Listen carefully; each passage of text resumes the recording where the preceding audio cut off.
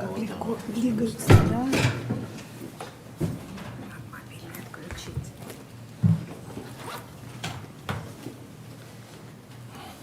Добрый день, уважаемые коллеги. Мы рады приветствовать вас на площадке информационного агентства Национальной службы новостей.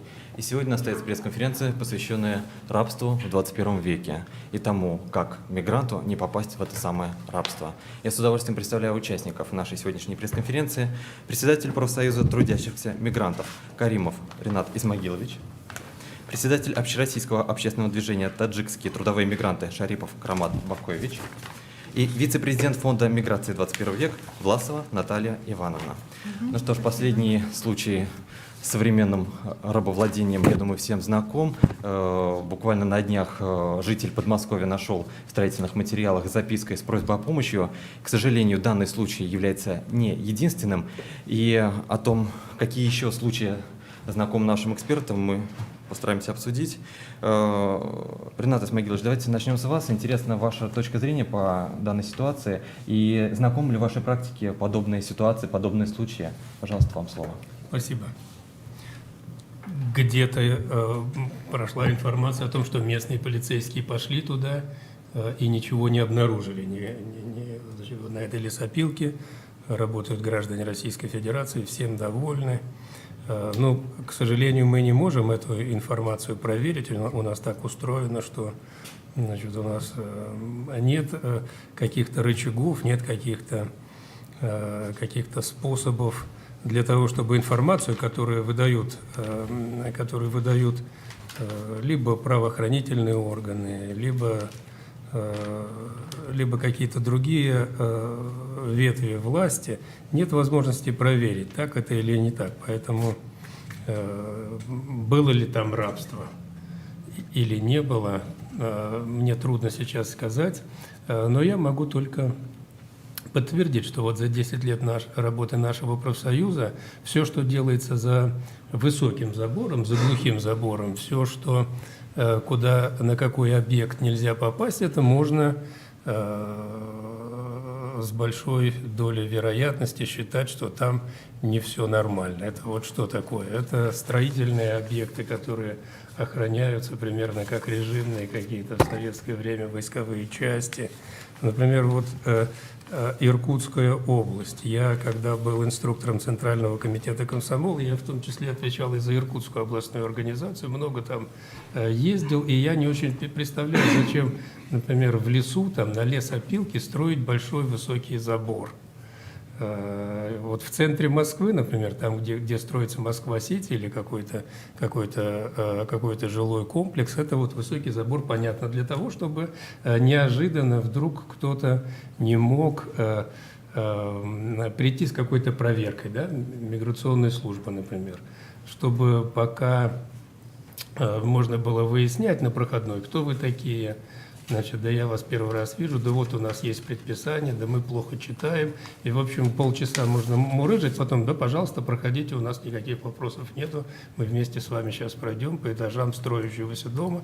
А в это время, за эти полчаса, в общем, люди, которые там, значит, они, да даже и не обязательно убежали, там может быть специальное подготовленное помещение для того, чтобы в это помещение, примерно так, как с анализами мочи у наших олимпийцев. Там специальные помещения, специальные отверстия. И здесь тоже специальные помещения, специальные двери, специально что-то могут приложить. Там шкафчиком закрыли, здесь могут закрыть, значит, каким-то строительной техникой и так далее. Поэтому, меня, например, вот этот случай иркутский, то, что высокий забор, значит, настораживает.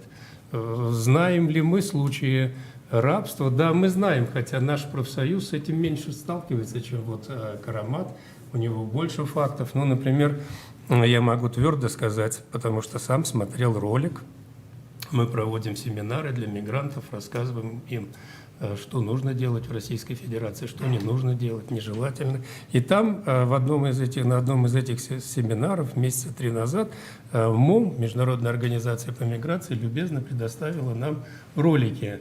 Значит, в том числе один ролик был вот посвящен, там ролик был о насилии в отношении женщин. Вот одна из женщин, гражданка Узбекистана, около 50 лет, она рассказывала, как она несколько лет была в таком трудовом рабстве. значит, в районе метро Бауманская, там, где в советское время была фирма Туполевская, и, значит, делали прекрасные самолеты. Теперь там Туполев Плаза, как водится в современной Москве. Значит, это специальные такие объекты, где можно снимать помещения фирмам и так далее. И вот на строительстве этого Туполева Плаза эта женщина рассказывает, как у нее отобрали паспорт, значит, как сказали, вот это вот твоя шконка, вот ты будешь работать. И она построила этот Туполев Плаза. Были ли там все рабы? Мне трудно сказать. Ну, как трудно же и предположить, мне 60 лет, что кто-то, например, там 50 женщин, одна из них рабыня, а другие свободны. И вот она рассказывала, что они строили этот объект, и временами даже ее непосредственные руководители забирали ее и увозили куда-то в Подмосковье, где строились, значит, там частные то ли дачи, то ли дома, и она им дома строила. Поэтому, ну вот это такой очень интересный вопрос, значит, трудовое рабство. Вот достаточно ли 2 примеров? Или 2 примера – это ерунда, с этим можно согласиться, это же не массовый. Это же ведь не массовые случаи. В конце концов, в основном-то не в рабстве, и в основном зарплату платят. Но это издержки. Значит, ну вот их 2, я знаю 2, Карамат знает 22. Значит, но мы, значит, все равно наш профсоюз маленький, 50 тысяч человек к нам. Значит, кто обратился, мы знаем. Кто не обратился, мы не знаем. Значит, плохо что? Недолго я говорю. Нет. Плохо что? Плохо то, что мы не знаем, что с этим делать. Вот, ну, здесь разные. И, во-первых, работодатели все-таки в рабство попадают в основном по злодейству работодателя, который часть из них, может быть, пододвигаются к этому экономическим кризисам. Вот он платил зарплату, а теперь экономический кризис, он не может платить зарплату. Он делает это, как называется это у нас сейчас, когда оптимизация. Он делает оптимизацию бизнеса и не выплачивает заработную плату. А есть негодяи, которые, значит, заранее строят свой бизнес на предположении, что они вызовут чучмеков, чуреков, значит, таджиков и не будут им платить заработную плату. Есть и такие. То есть это вот такой бизнес-план, такой упрощенный бизнес-план. Это норма делового оборота. Значит, вот, и как на этих работодателей воздействовать? И когда их не будет. То есть должна быть каким-то образом, должна быть какая-то культура ведения бизнеса, которая не очень высока у нас. Ну, оставим в стороне работодателей, обратимся к правоохранительным органам. Значит, правоохранительные органы тоже могли бы реагировать быстрее, значит, оперативнее, могли бы больше любопытства проявлять, значит, к каким-то таким случаям.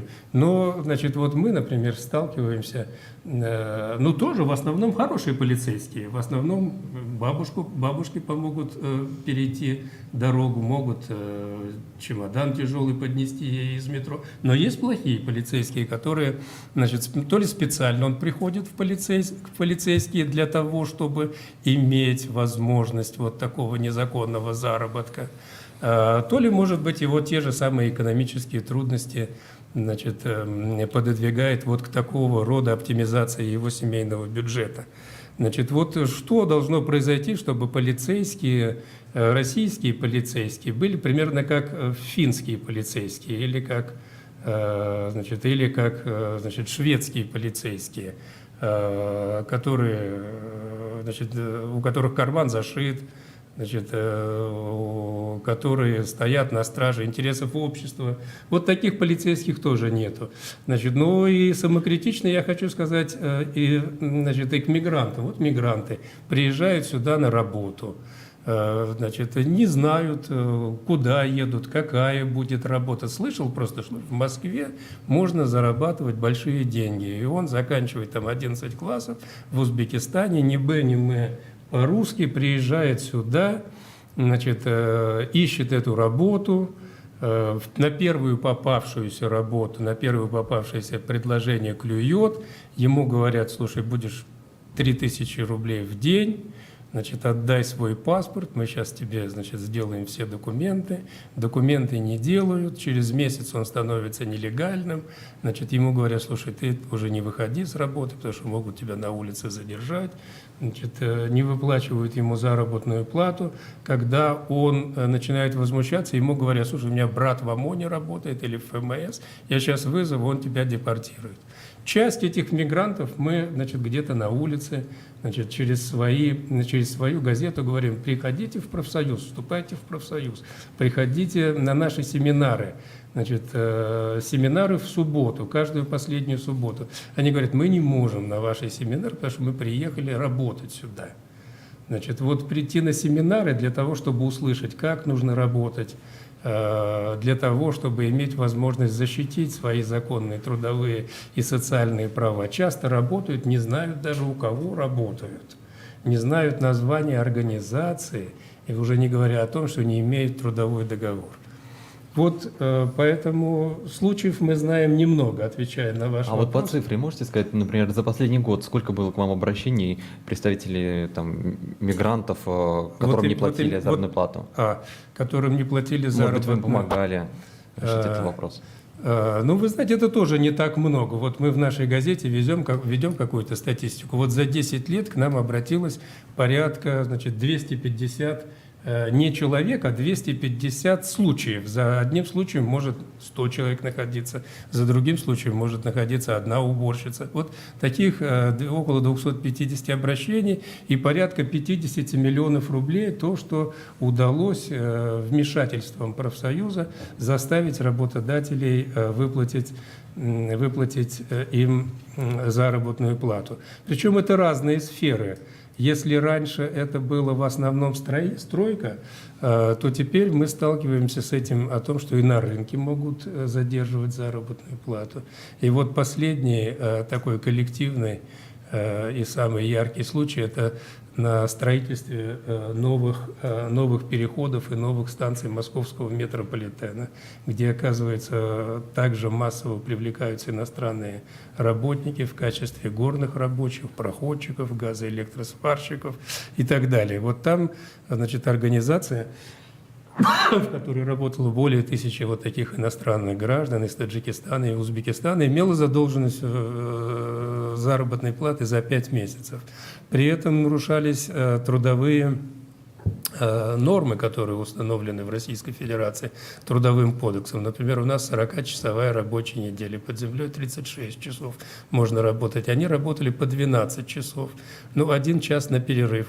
Уберем 11 часов, 6 дней в неделю, 66 часов рабочей недели. По колено в воде часто они строили переходы под Москвой рекой, значит, иногда и выше, чем по колено.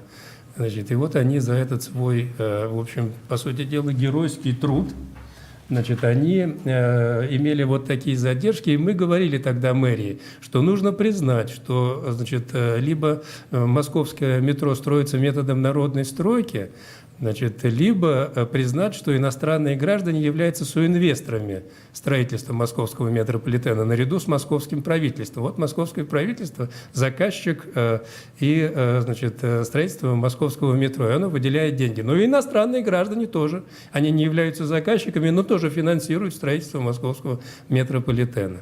Вот это и там тоже было. Значит, и в других секторах московской экономики, так скажем, московского народного хозяйства, если его можно назвать народным. Спасибо большое. Ну что ж, мы продолжим.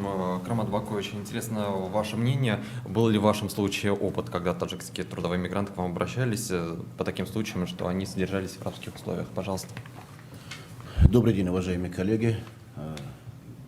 События, которые связаны с найденными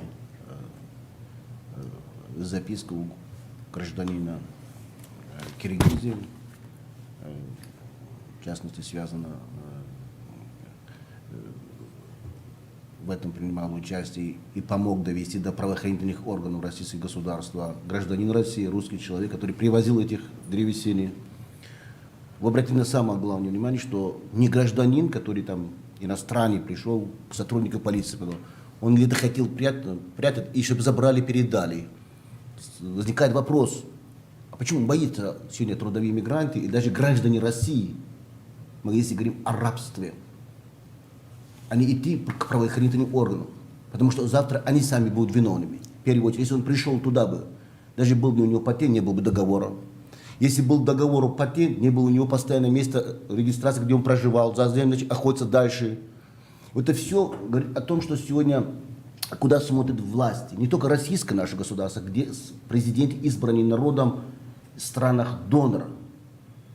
Люди находятся в рабстве. Это как, понимаете, рабство, когда, если вы считаете, что вот цепь привязана к вашей ноге, нет. Рабство, когда вам зарплаты не дают, вас обманывают, собирают ваши паспорта, вы не можете идти к правоохранительным органам, вас не принимает дипломатический корпус тех стран, вы практически брошенный человек, вы выбираете путь воевать там в странах, в составе, которые вошли уже ИГИЛ, называемый так. Это миллионы граждан сегодня нуждаются в помощи общественным организациям, а у нас 14 годов в российском нашем государстве пошли, так называем так, зачем нужны нам общественные организации, зачем нужны национальные диаспоры. Вот это все, когда вот я ехал к вам, я изучал по пути, а что делать дальше? Вот, уважаемый ряд там, профсоюзов, правильно, 10 лет. Я когда-то говорил, что посольство Таджикистана не в состоянии выполнить ту миссию, человеческую свою миссию перед своим народом, потому что больше 1 миллион, а сотрудников 20. А в американском посольстве 1100 чем-то сотрудников, а у них, может быть, 100 тысяч даже нет, кроме те люди, которые занимаются шпионажами. Они их помогают. Но в России же. А наши пришли трудиться здесь, они женятся, у них рождаются дети, потом их депортируют. Русская женщина остается здесь с 2 детьми, он брошен в Таджикистане. Это разве их дети уже не стали рабами? Потому что женщина русская, которая мечтала выйти замуж и детей, и в этом нет возможности оказать помощь в домашнем очаге своем. Вот и все факты рабства, когда мы начали говорить и о вербовке граждан в места скоплений, и все эти места скоплений, оказывается, давным-давно, еще в 1991 году, приватизированы зарубежными инвесторами. Более 200 сильных, так называемых, олигархов всю Россию уже приватизировали, и туда доступ не имеет ни один высокопоставленный чиновник. В том числе не только в Москве. Господин Зюганов специально хотел посещать рынок в Иркутске же. И что, он чуть по голове не получил. И какая реакция власти? Никаких. Потом, оказывается, когда мы начали говорить, что рабство, говорю, ребята, вы извините, вы откуда приехали? Хотя у меня паспорт российский. Что вы хотите? Ваши граждане в рабстве находятся? Я говорю, хорошо, доказывайте. А как я должен доказывать? Я должен написать письмо на имя уполномоченного по правам человека, тогда был кто ни был. Или на имя Следственный комитет, прокуратура. И куда это письмо идет? Вниз, к следователю. И он говорит, извините, состав преступления отсутствует. А вы с кем общались, господин следователь? Как я с кем? Я ходил на тот же рынок, на тот же Люблино. Мне дали 2 людей, они довольны своей жизнью. Говорю, а почему ты не пошел с представителями других общественных организаций? Тогда народ вам что-то скажет. Что-то вам скажет. Мы когда говорим о рабстве, я благодарю жителей Люблино, жителей там в район Котельники, которые стоят и настаивают убрать это 2 криминальных рынков. Это криминал. Мы же переживаем за криминал, чтобы не было, наших граждан там не оказались. Народ поднимается. Хотя предвыборная кампания сейчас идет. Представляете, мы даже там нашли на этих рынках комнаты пытки. Пытают людей и приветствует, что это надо делать, потому что человек должен боиться и работать без зарплаты. Как можно ежедневно правоохранительным органам закрывать глаза, когда гражданин Таджикистана, если хотел устроиться на работу на этих рынках, он должен платить ежедневно 700 рублей. А почему тогда мы налога забываем? Пускай налог платит государство России. Они готовы платить. Почему таксисты, которые находятся, они платят по 5000 рублей ежемесячно? Да. Вот и все факты говорят о том, что когда мы платим, дальше надо думать. Если мы платим кому-то денег, а может это деньги идут на укрепление финансовой пирамиды ИГИЛа? Почему мы не хотим задать вопрос? Даже наши дети в России находятся. Обратите внимание, и среди трудовых иммигрантов более 3000 из маленьких государств Таджикистана, 8 миллионов, находятся на территории тоже Ирак, тоже Сирия, сейчас в Афганистане талибы, северный, южный часть Таджикистана получается приграничной зоны. И у них-то дети, они откуда шли туда? Кто их обидел? Обидели-то здесь работодатель. Вот обратите внимание, олигарх. Я вот называю фамилию. Олигарх. Имеет несколько особняков в Англии. Рябинский Андрей Михайлович. 3-4 особняка в Англии. 28 миллионов не выплатил 400 граждан Таджикистана. И они строили здесь, строили, им обещал год назад. И он является, помимо этого, один из учредителей, называемого российского нашего бокса, где господин Валуев туда вошел. И близкий друг кого? Эйнштейна. Да я ни одного фамилии не видел рабочего класса под фамилией Эйнштейн, под фамилией Валуев. Я видел там Абдулла, Саид. Когда также, помню, были сняты фильмы «Белое солнце в пустыне», до сих пор над нами издеваются. Я не могу обвинить в этом то, что сегодня происходит, но обвиняю в том, что когда я хотел узнать, у нас есть правоохранительные органы в России, оказывается, их нету. Они есть, они готовятся к пенсии. Я посмотрел, кто кому подчиняется. Вы знаете, прекрасный молодой, хороший вор, Шакро, он раскрыл цепочку, что вор главный, он курирует Следственный комитет Москвы, а когда мы говорим про рабов, нас отправляют куда? Бумагу запретить деятельность общероссийского общественного движения таджикских трудовых мигрантов в России в Министерство юстиции отправляет в Верховный суд. 2-го прошло суд у нас, когда суд проходил до этого 2-го. А 9-го будет очередной суд. Я интересовался, к кому обратиться. Нашли. Не среди образных погонах. Нашли вора под именем Виталий Зверь. Виталий Зверь говорит, я курирую Минюст, а Шатро курирует спецкомитет. А дядя Хасан погиб. Он дальше курировал, я не знаю там кого курировал. Тогда зачем нам, если мы говорим, не нужны общественные организации, тогда зачем нужны нам правоохранительные органы сегодня? Вы думаете, что среди российских людей, среди русских людей нет рабов? Я сам живу в Подмосковье.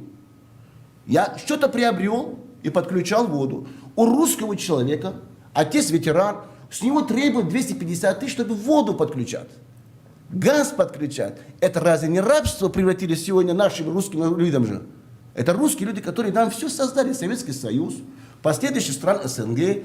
И сегодня мы к ним идем. И у кого они покупают? Опять у зарубежных инвесторов.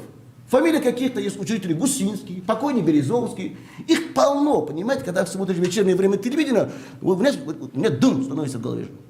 Откуда столько окончаний «и» в России, когда Петрова нет, Сидорова нет, Иванова нет, никого не осталось. Я прибыл, когда в Россию, в Советском Союзе, остался здесь. Я читал в уставах военных служб Петрова, Сидорова. Я хочу их один раз в глаза их посмотреть. Где они? Тогда у нас будет порядок, у нас будет справедливость, у нас не будет рабов. Расстрельных граждан. Посмотрите, здесь я много бумаг. Это прокурор подтверждает факт, что ваши граждане расстреляны на территории. Это, соответственно, в общественной палате господина Цветкова. Здесь он сидел.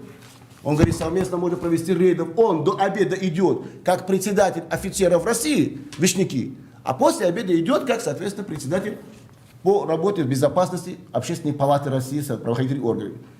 Все то, что мы говорим здесь, есть, а какой ответ? Нет никакого ответа. Последняя бумага. За 1 год, 4 месяца 7 обысков проведено в моем квартире. Значит, общероссийское общественное движение. 7 обысков. На это принимали 80 людей в масках. Мы что, вооруженные люди? Открыты у нас газеты, у нас журналы. Читайте, нас не устраивает ваша позиция. Это не моя позиция, это позиция съезда, это позиция людей, это позиция демократического государства России. Вот сегодня не было бы сегодня вот этот СМИ, называемый центр, у нас нигде об этом не будут говорить. У нас только одна задача. Чем больше сделать так, чтобы люди заснули, включая господина, один из членов Координационного совета Еврейского конгресса Сатановского вечером и с господином Рудольфовичем, ведущий программы «Воскресенье» у нас, Владимиром Соловьевым. И люди уже устали смотреть. Мы с Натальей Ивановной не совсем разделяем националистические подходы, я почему которые говорю, Караман говорит, это моя фамилии, задача. окончания для нас Окончание, почему одинаковые. я вам говорю еще раз, что окончание играет, для меня тоже играет роль. Когда меня спрашивают, почему 8 миллионов таджикистанцев, из них 3 миллиона в бегах, я говорю, потому что до сих пор пора надо задуматься, кто там руководит в Таджикистане.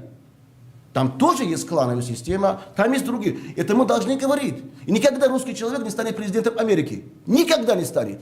Но американец, понимаешь, добивается стать здесь. У него тоже не получится. Поэтому, когда я говорю национальный вопрос, потому что я работаю со всеми национальными диаспорами. Один из пунктов, который есть, именно решать вопрос судьбу таджикистанцев в России, запретить деятельность, это есть члены Координационного совета Еврейского конгресса. Пускай садятся со мной говорят. Я об этом готов с ними обсудить. Поэтому говорю слово о рабстве, я закончу, чтобы тоже наша девушка надо слово дать. Мы готовы, чтобы сегодняшняя наша Россия была сильна. Мы готовы, что у нас сегодня общество больно. Вылечить. Мы готовы к тому, что мигранты приехали легально именно из дома. Что мигранты сегодня, смотрите, вот не даст мне соврать, уважаемый наш председатель профсоюзов, как можно человека сказать, что он легально? Когда Федеральная миграционная служба, сейчас его нету, зарегистрировала человека по тому адресу, где его устраивают. Но утром его отправляют, где он живет в этой квартире, его депортируют. Он не живет по этому адресу. Почему не можем бороться? Хорошо, с амнистией у нас не получается. Но хотя это надо убрать. Где хочет, пускай там живет. Он заплатит каждый месяц деньги же. Поэтому количество пострадавших у нас, касается рабов, я называю каждый 10-й гражданин Таджикистана, сегодня же, находясь в России, находится в рабских условиях. Никто им не помогает. Они приобретают, даже в собственном посольстве, они приобретают паспорта. В частности, даже гражданка, это Россия, девушка приобрела этот паспорт, хотела уехать в Сирию же, вы знаете, последние события же. Приобретают паспорта за крупные суммы денег. Потому что не хотят ехать назад, менять свои фамилии. Они хотят жить в России. Если Россия нуждается в трудовых иммигрантов, то давайте так думаем. Или наше население российское готово поднимать экономику Россию, строить, делать.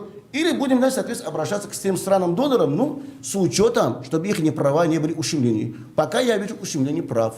И надеюсь, что 9 числа будет августа суд в Верховном суде в 10 часов утра. Вы придете, еще раз откроем глаза, что у нас страна в России демократическая. Многие из организаций уже закрыты, я вам сразу говорю. Не знаю, что они сделают, но на самом деле мы работаем. Спасибо, Карен Бакович. Спасибо. Наталья Ивановна, пожалуйста, хотел спросить вас слово. Вот как вообще общество столкнулось с таким понятием в 21 веке, как рабство? И чья это недоработка? Что нужно делать, чтобы такого понятия в принципе не было? Ну, вы знаете, я бы сначала хотела немножко дополнить выступление пожалуйста, Рената. Он говорит о том, что принудительный труд и рабство в основном осуществляется там, где есть высокие заборы, где все закрыто от глаз посторонних людей. Вот вчера, гуляя по Фейсбуку, я нашла такую статью небольшую о том, как один гражданин Узбекистана вскрыл схемы, как зарабатывают государственные предприятия жилищник, которые есть в каждом районе города Москвы. И оказалось, что очень интересно, что если людям сначала платят зарплату дворникам там 40-35 тысяч рублей, то потом они начинают получать по 16-14 тысяч. Естественно, они очень недовольны. А получается как? Им увеличивают обслуживаемые участки, увеличивают количество домов, дворов и заставляют их там работать. То, что они выполняют эту работу сверх той, на которую их нанимали, это считается принудительный труд, и ее не оплачивают. В то же время заводят карточки на других людей, в основном это руководители этих жилищников, на которые им перечисляются деньги, которые заработали эти мигранты, не зная об этом. Это вскрылось совершенно случайно. Причем это касается не только иностранцев, дворников, которых в Москве большинство, но и касается и российских граждан. Например, одна женщина, россиянка, москвичка, ей 75 лет, она устроилась работать уборщицей. И ей говорят, мы вам деньги будем перечислять на карточку. И карточку никак не выдают. Она ходит, карточки нет. Знаешь, ей там выдадут 16 тысяч, она распишется, и все. Ну, когда вы мне в конце концов карточку дали? Через полгода ей дали карточку. Но поскольку женщина живет в Москве очень эрудированная, она пошла в Сбербанк, или там какой банк, не знаю, и попросила, чтобы ей сделали выписку. Сколько денег было перечислено на эту карточку и сколько снято. И когда она увидела сумму, то ей просто поплохело. За эти полгода на ее карточку было перечислено и снято 550 тысяч рублей. А ей платили всего по 16 тысяч рублей. И вот этот вот узбекский гражданин, который вскрыл вот эти схемы, он работал сам экономистом в Узбекистане. Но поскольку с работы сложно, он приехал сюда, и он так посмотрел и оценил все. Он, значит, написал письмо в соответствующие инстанции, его пригласили в жилищник, часть денег ему выплатили, но тут же ему предложили написать заявление по увольнению по собственному желанию. Вот я хочу сказать, что с развитием нашего общества происходит изменение форм принудительного труда. И кто в этом виноват? Ну, тут, наверное, причин очень много. Тут и то, что если это касается иностранцев и российских граждан, дело в том, что люди у нас недостаточно информированы. Иностранцы приезжают сюда, чтобы заработать денег. И когда им дают предложение, что вот там 3000 рублей в день ты будешь получать, конечно, он посчитает за месяц, сколько это денег, как здорово, я туда пойду. Но он не задумывается о том, что это очень большая сумма денег для одного дня, и что может за этим стоять. Поэтому мне кажется, что здесь надо усилить информационную работу как с мигрантами в России, так и с мигрантами в государствах их постоянного проживания. Дальше. Смотрите, кто попадает в принудительный труд, в рабство и так далее. Прежде всего, нелегальные трудовые мигранты. И здесь нужно идти по пути легализации миграционного законодательства, создавать более удобные и простые условия для трудовых мигрантов, чтобы они могли легко легализоваться. В чем здесь у нас причина? Какие камни преткновения? Это регистрация по месту записывать мигрантов на своей жилплощади. Пребывание в одном. Но был принят в одном месте, а проживает в другом, его депортируют. Поэтому, значит, здесь тоже нужно рассматривать эти вопросы. Дальше. У нас практически нет структур, которые бы занимались вопросами принудительного труда. Есть у нас в МВД подразделение, которое занимается принудительным трудом и торговлей людьми в целях сексуального рабства. Это есть, да. А вот так вот трудовой, именно подневольный труд практически никто не занимается. По идее, должна была бы заниматься инспекция по труду. Но она настолько малочисленная, ее недостаточно просто, чтобы она могла рассматривать эти вопросы. Потом сами мигранты, если они нелегальны, они просто боятся куда-то пойти и заявить о себе. У нас нет миграционных судов. Во-первых, приезжают многие мигранты из аулов, маленьких сел, и они просто попадая в незнакомую страну, в незнакомый город, да еще не зная русского языка, они не знают, куда им обратиться. Поэтому здесь тоже проблема. Нужно каждого мигранта снабжать какой-то информацией о том, куда он может обратиться в том или ином случае. И должна быть, конечно, усилена координация деятельности между государствами. Хотя у нас есть соглашение по противодействию нелегальной миграции и так далее, там обмен данными о торговцах людьми и так далее. Но, видимо, эта работа проводится еще не очень достаточно. Я хочу еще обратить ваше внимание на такой момент. Ренат перечислял сферы, где применяется принудительный труд. Я бы хотела еще добавить, это домашний труд, домашнее рабство. Очень много в последнее время приезжает женщин из государств СНГ, которые работают в домашних хозяйствах. И здесь за закрытыми дверями очень многие из них страдают от принудительного и рабского труда, потому что их заставляют выполнять такой объем работы, который просто действительно рабский труд. И платят им гроши, если вообще платят, а то, может быть, просто за еду их кормят. Поэтому здесь тоже нужно определять какие-то нормативы. Ведь многие работают без всяких трудовых договоров гражданско-правового характера. И что сказал хозяин или хозяйка, то они и должны делать. То есть здесь тоже наводить порядок и в этой сфере нужно, потому что сфера домашнего труда в последнее время это и сиделки, и няни, и так далее, которые позволяют российским женщинам работать на более престижных и высокооплачиваемых работах. Наверное, все, что я хотела добавить. Спасибо, да. Давайте не будем отнимать время наших журналистов. Уважаемые журналисты, пожалуйста, если у вас есть вопросы, поднимайте руку, представляйте, ваш вопрос. Давайте с девушки сначала начнем.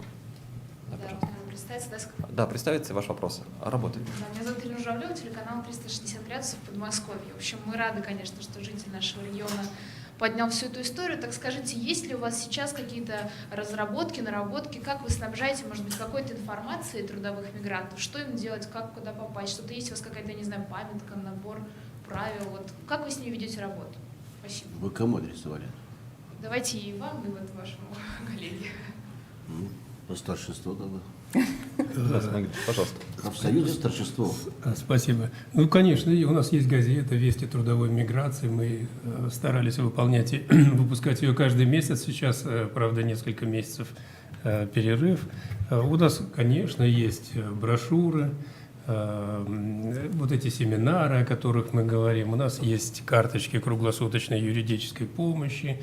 И не только у нас. Это все есть и в многофункциональном миграционном центре в деревне недалеко от деревни Сахарова.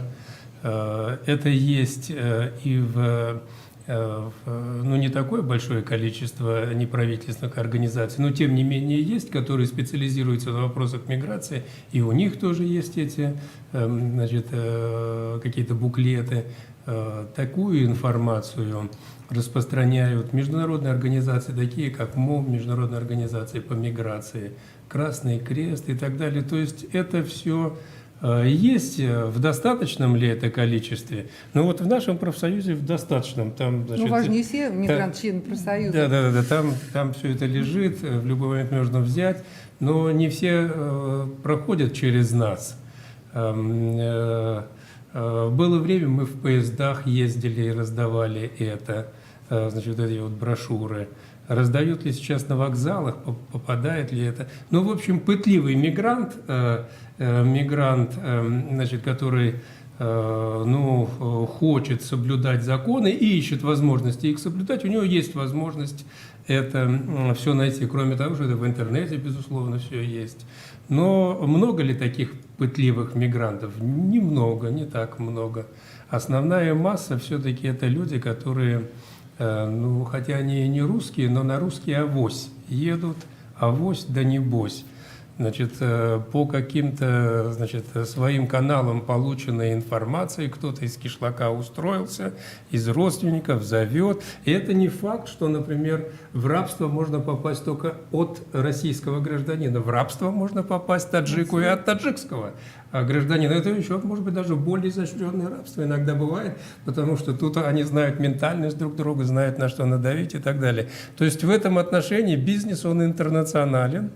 Так же, как мы говорим, что и интернационален труд, и что у пролетариата нет отечества, что его могут, значит, как в Узбекистане гнобить, также его могут и в так называемой демократической России гнобить, поэтому они должны вступить в профсоюз, значит, они должны защищать свои права. Пока еще действующим законом Российской Федерации о профсоюзах, их правах и гарантиях деятельности, потому что мы не уверены, что завтра этот закон останется в таком, в общем-то, удобоваримом виде, в котором он сейчас есть, потому что уже есть опыт, что в Казахстане, значит, профсоюзную деятельность стараются зажать всячески, значит, всякие независимые профсоюзы вообще на корню исключить, а оставить только провластные профсоюзы. А что такое провластный профсоюз? Это хуже, чем вообще бы его не было профсоюза. Поэтому, ну вот, ну мы стараемся, но мы понимаем, что этого недостаточно, мы видим свои недостатки, работаем над их устранением. Спасибо вам за ваш вопрос. Вот с учетом той практики, которая была до 2014 года, очень хорошо был поставлен вопрос в лице западных агентов в России. Практически западные агенты в лице Сороса, они очень быстро и работали оперативно, потому что они финансировали, им нужна была информация. Но мы, как таковые, значит, граждане России, и уважая себя как военный человек, мы не вошли в этот состав агентства. Но нам предлагали тоже, чтобы больше получили люди информацию. Результат их работы, получается, большое количество граждан России оказались в Сирии. Различные революции. Что делать? Вот сегодня то, что вы говорите сегодня по Московской области, даже взять вас, я думаю, что господин Воробьев один из самых сильных для всех на сегодняшний день считается губернатором, и молодой, у него больше человеческое отношение к людям. Но посмотрите, что творят сами сотрудники полиции. Даже возьмите Белую дачу, передайте. Как так получается, 140 таксистов из Таджикистана платят по 1700 рублей еженедельно? Они платят, смотрите, еще говорю, они платят таджику. Таджик относится куда-то. Но утром-то они выходят в каждом подъезде, берут людей, возят, ну как нормальные люди. Я когда задал вопрос, что происходит вообще в мире? Взрыве происходит, человек взял и взорвал себя. Нет, без помощи властей ничего не делается. Во всех взрывах, во Франции. Тогда еще, помните, когда были печатники у нас дом, взорвали, помните, еще когда 90-е годы были, в 96-м году чеченские события. Все делается с помощью властей. И ИГИЛь появляется с финансированием. И вот это безобразие, которое мы сейчас с вами говорим, нет. А почему, когда газету увидели, вот наша газета 50 тысяч выходит ежемесячно, бесплатно, 12 полос.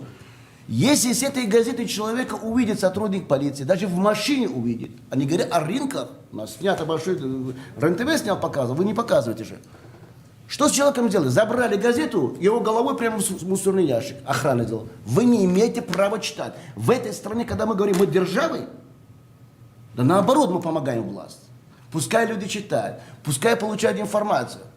Мы не получаем гранты ни президентские, ни государства Таджикистана, ни международные. Но нам говорят, откуда у вас денег?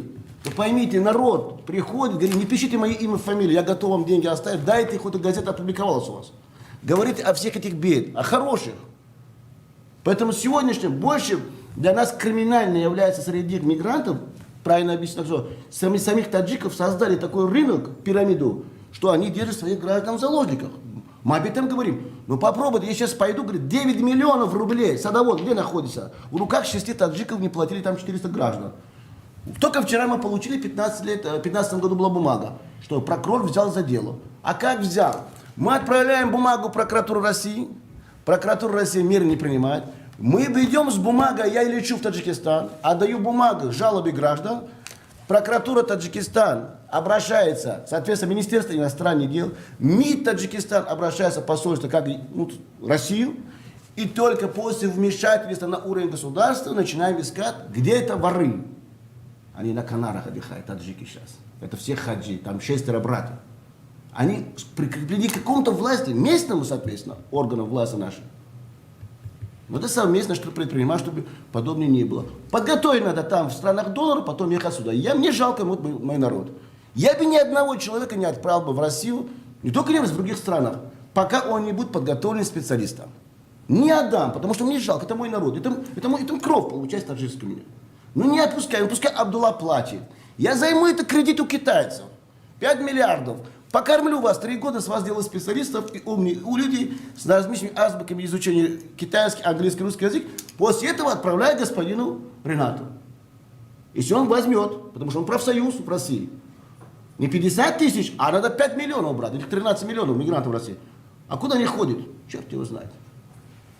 Спасибо можно большое. я еще добавлю? Да, пожалуйста, добавьте. По этому вопросу я хочу сказать, что вот одной из причин еще такого отношения в обществе является его моральная деградация. Вот те сюжеты, которые часто показывают по телевизору, когда нелегальные мигранты живут в жутких стесненных условиях, двухъярусные кровати, занавесочки, куски хлеба, там открытые консервы и так далее, оно вызывает у россиян негативное отношение. И многочисленные опросы показывают, что россияне негативно относятся к нелегальным мигрантам. В целом, если по мигрантам спрашивать, большинство относится нормально, особенно к тем мигрантам, с которыми они непосредственно соприкасаются. И вот нужно СМИ перебарывать вот это вот негативное такое отношение, равнодушие какое-то в обществе. Нужно больше показывать, к чему это приводит. И мне кажется, что вот этот момент тоже имеет очень важное значение. Спасибо. Да, Мамуша, пожалуйста. Агентство городских новостей Москва, Владимир Хейфиц. Карман Бакович, хотел уточнить у вас, вы говорили о том, что, во-первых, как я понял, таджикских таксистов заставляют платить еженедельно по 1700 рублей. Очень интересно, сколько таких случаев, где они и за какой период. И второе, про то, что осуществляются пытки на рынках, и опять же требуют с таджикских рабочих по 700 рублей в день. И тоже интересно, где это, в каком году, вот, конкретизировать просто эту информацию. У нас свежая информация, не будем брать там то, что произошло до этого. Это, значит, благодаря те времена, значит, укрепляют свои позиции, так называемые организованные преступные группы. Да.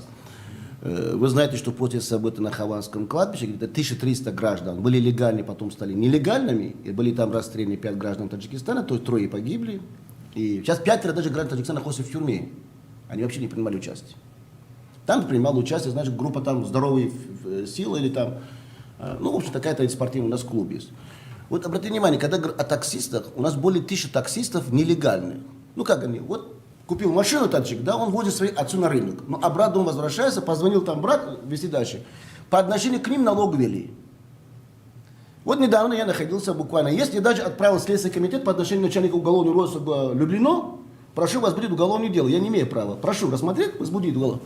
Начальник уголовного розыска отправляет, собрав всех автомобилей у таджика вокруг Люблино, привезти, закрыли, у нас съемки есть, фотографии есть, у всех забрать их паспорта, сказали, что, ребята, почему вы с чеченцами не хотите общий язык найти? Это что означает? Это о чем говорит? В открытой форме сотрудник, полиция, человек в погонах нарушает. Мы были в кабинете, я находился в кабинете. Подобие, значит, проходит сегодня, говорят, повторяю, в Котельниках. Это белые дачи. Там практически в каждом подъезде люди платят деньги. Если они платят, тогда их не трогают. Соответственно, дальше они идут. Как это все остановить? Потому что люди сейчас одну просят. Другая, вот тоже пример вам берем. Вокруг сада, вокруг четвертый выход Люблинского рынка. Там цена 4 тысячи, внутри 5 тысяч. Ты хочешь заехать, 5 тысяч каждый месяц оплатишь. Наружу 4 тысячи. Руководят, значит, осетины и грузины. Опять граждане Таджикистана. Значит, Мытыщина.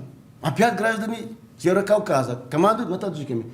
Получается, что наши граждане хотят быть легальными, но для этого надо приобрести автомобиль сроком, чтобы возраст был не 5 старше.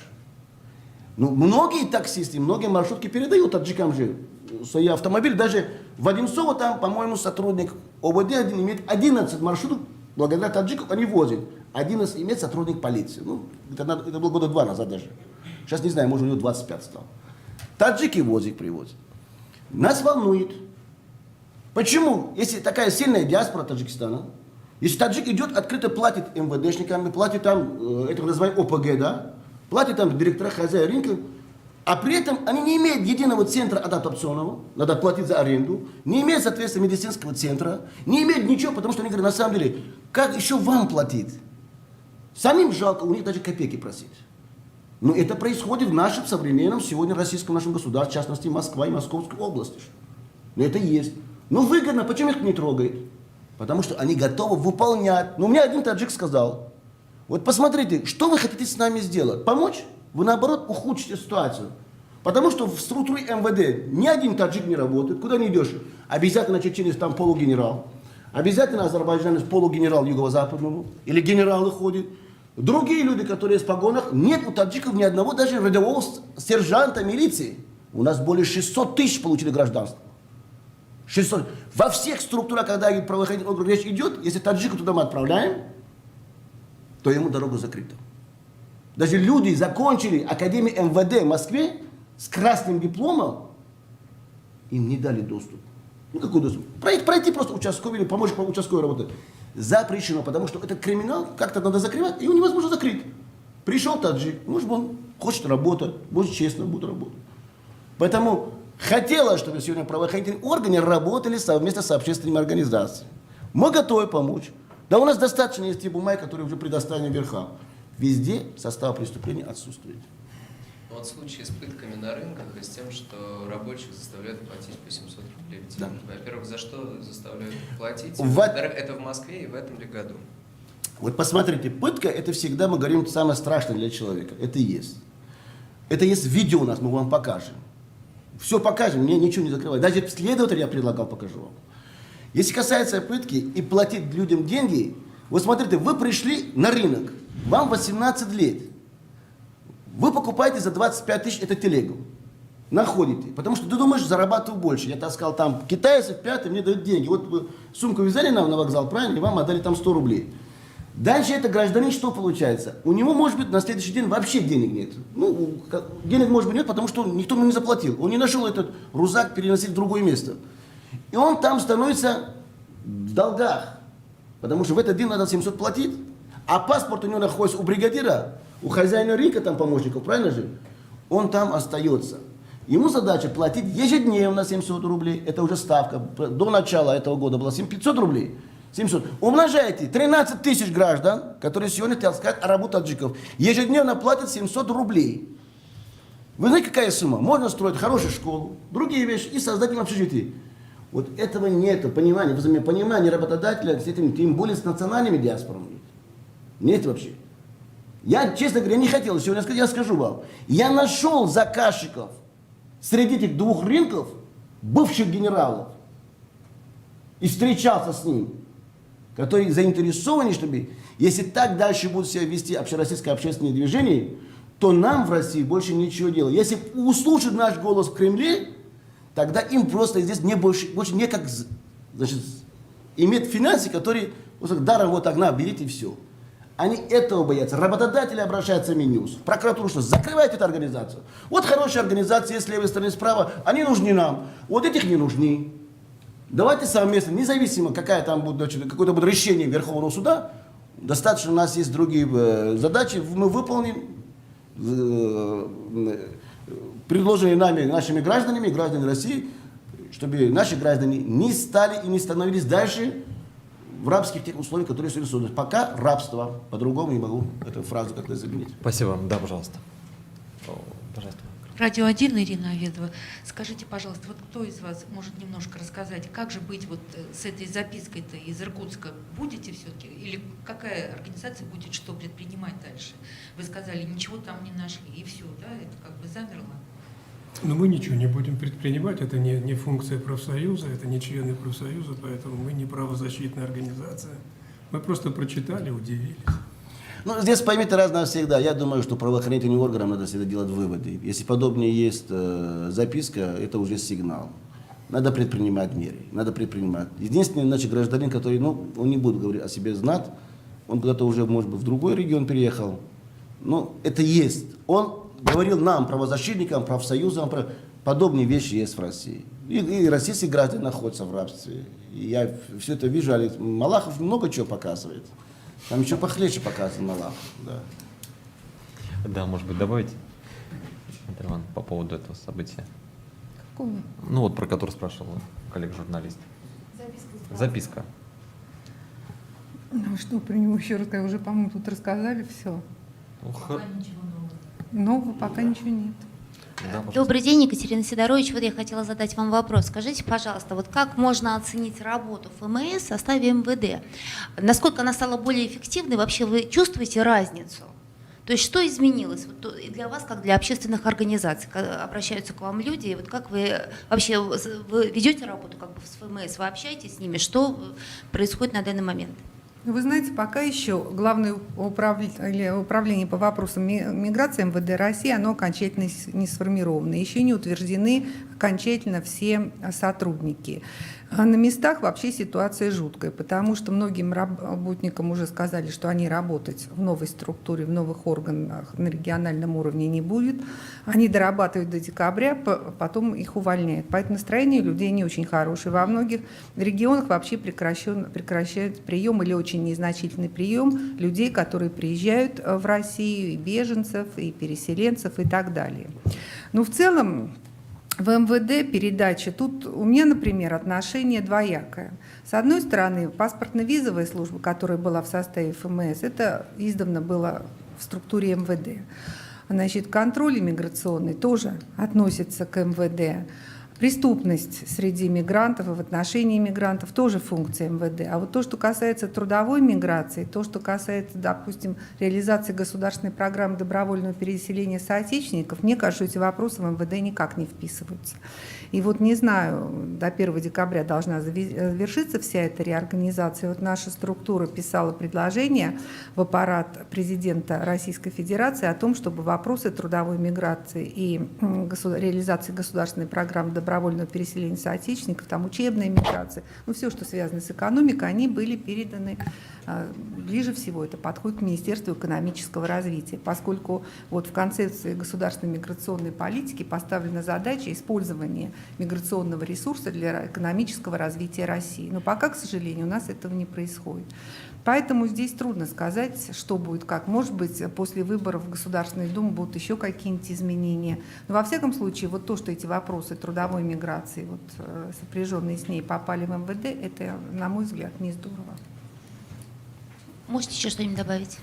Ну, я, честно говорю, отчет я посмотрел, общественная организация Международная, значит, Пономарева по коррупции, предыдущий или уже нет, господина Рамадановского. Цена, короче, у него годовой доход получается 46 миллионов, у супруги 62 миллиона.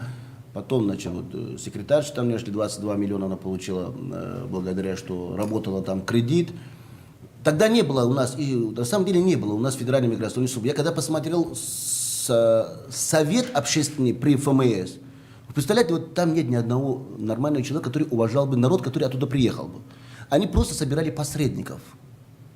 Когда я захожу туда в совет, когда заходил, меня пригласили там московский, по-моему, может быть, где-то человек 20 только с Азербайджана сидели. Это все посредники, как паспорта раздавать. И с ними они проводят. Не было подобного. Ну, вот здесь господин Волохов должен был присутствовать, правильно? По-моему, Волохов, да. Он редко был. Ну, они, вот, понимаете, это злодеи были на самом деле. Они угробили это на вот то, что было это ФМС. Если ФМС работал, никогда бы президент страны его, соответственно, не расформировал. Зачем расформировал? Там криминал, там коррупция началась. Я просто беру по таджикистанцев отношение господина Рамадановского тогда, что нельзя говорить про покойного говорить и про уволенного, правильно?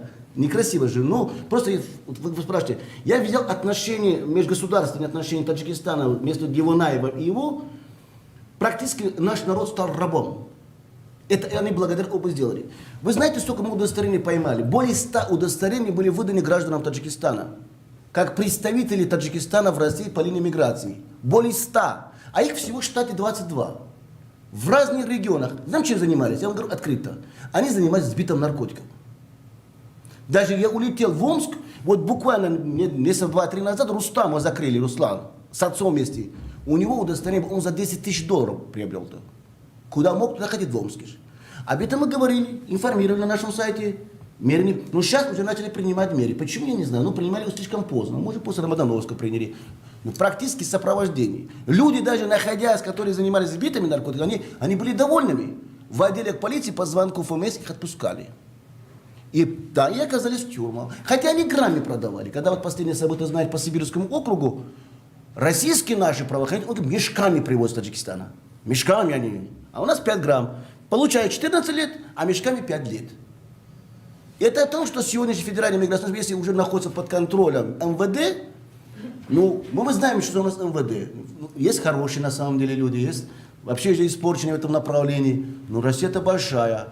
В целом, если мы хотим защиты труда их иммигрантов, я просил бы Узбекистану, даже таможенный союз, который вошел к Киргизии, Таджикистану, надо сесть за стол переговоров, определить количество, кого они хотят отправлять в Россию. В Россию больше никто не приезжает в качестве трудиться. Вы что мне говорите, здесь турки работают, они все инвесторы. Ни одного инвестора нет среди всех заведений в России, которые мы говорим в строительной компании, ни узбека, ни таджика, ни киргиза. Вот надо как решать. Все там, в Таджикистане. И мы готовы как общественная организация информировать наших граждан, предоставить ту информацию, которую им надо. Благодарю Спасибо. вас. Да, буквально вот завершающий вопрос, девушка. Второй ряд, потому что у нас уже время остается мало. Добрый день, меня зовут Дарья Солнцева, я из газеты «Московская правда». У меня вопрос следующий. Вы сказали, Ренат Исмагаилович, то, что московский метрополитен строили, ну, не только, конечно, мигранты, но были задействованы. Да? Следовательно, если правительство России заинтересовано в такой рабочей силе, организовываются ли какие-то центры в этих государствах, из которых мигранты приезжают, для того, чтобы снабдить информацией именно этих мигрантов и документами, какими-то разрешениями, направить их, возможно, экзамены сдать по русскому языку. Есть ли такое? Да, ну вот удобно с конца ответить. Экзамены можно сдать действительно на знание русского языка, еще находясь в стране исхода. Про все остальное я ничего не слышал. Значит, мы считаем, что это было бы очень полезно, чтобы люди проходили какую-то подготовку, в первую очередь профессионально-техническую подготовку у себя там на родине. Но вот так как знаем, что видим мы в нашем профсоюзе, у нас, конечно, очень невысокая кочка, что этого как бы нет. Да, Нету, Наталья? да. И вот ФМС, вот предыдущий вопрос, ФМС очень много говорил об организованном наборе рабочих, даже готовила проект соглашения там, с Арменией, с Таджикистаном, то же самое, так ничего и не сделала. То есть предполагалось, что человек в государстве своего постоянного проживания будет заранее знать, к какому работодателю он поедет, какая будет зарплата, где он будет проживать. Но кроме слов ничего так и не было решено, к сожалению. Самое страшное в центре создано, многофункциональный центр Сахарова, один из пунктов, когда человек прибывает, сдает анализы, ему говорят, вы болеете сифилисом. Его отправляют по своим каналам. И там он должен заплатить 24 тысячи рублей в общем. Он говорит, я здоровый человек, у меня семья, дети нет. И женщин, и детей, потому что нет поток граждан, зарабатывать невозможно. Это частная собственность. Даже хозяева, вы знаете, кто такие. То, что создано Сахарова. Нет граждан, нет денег. Как сказал господин Савьянин, что мигранты приносят больше пользы, чем любой олигарх, который в нефтяное направление. Нет мигрантов. И они уже устали платить всем деньги. Им надо все дело надо бесплатно, за исключением 13% налогов. Пускай платят. Пускай даже 26 заплатят, но-ка без патентов. Поэтому то, что касается метрополитена, я вам докладываю, что более 8 тысяч граждан Таджикистана, работающих в ЖКХ. и Москве, и Московской области, возле 8, не получили зарплату последние 5 месяцев. И никто не даст. Даже руками таджиков построен знаменитый наш детский мир на Лубянке. Нет денег. С 15-14 года люди просят, где наши деньги? Сейчас я разговаривал недавно с начальником участка, говорю, я ничего подписывать не буду, но ваши люди работали здесь. Если я подпишу, мне уволит наш генеральный директор. Поэтому он приходит, наши граждане Таджикистана, идти с выполненным объемом работы без подписи начальников. А там кадровик говорит, давайте мне подпись, начальник участка. Нет, не будет.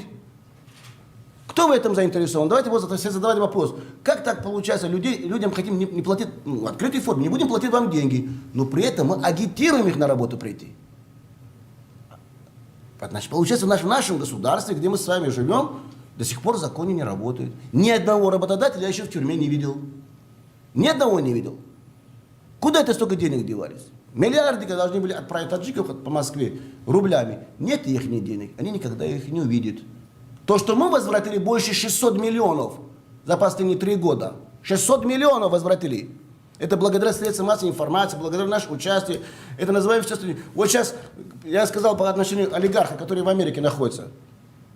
Ревенский, по-моему, да, это назвал еще, фамилия там. Люди сейчас ждут средства массовой информации, что их сопровождают до их офиса. Офис находится на Павелецком, прямо на Бережном. Они хотят, там и чуваши есть даже. Там и русские есть, и таджики есть. Хотят туда пойти. А по закону у нас в России что? 5 человек или 3? Это уже митинг. Но они идут к работодателю. По-моему, это не митинг, правильно? Если ваше сопровождение будет, я готов до них довести. Сейчас идет большая съемка на шоссе энтузиастов по 4-му кольцу. Там 56 таджиков, сопровождает их канал «Мир и Содружества». И вы сопровождаете, тогда люди наши получат деньги. Благодаря вас. Но к нам обращаются американцы, ЦДФ, РД, немецкие. Дайте нам эти места. Где стадионы? Поймите, мы же граждане России же. Давайте лучше мы вам отдадим эту информацию. А вы работаете. Особенно ваши газеты хорошие. Спасибо. Спасибо, уважаемый эксперт, за сегодняшнюю пресс-конференцию, за то, что смогли прийти обсудить столь громкую и тяжелую тему. Уважаемые журналисты, благодарим за проявленный интерес. Всем спасибо, всего доброго. До свидания. Извините, забыл. Да, пожалуйста.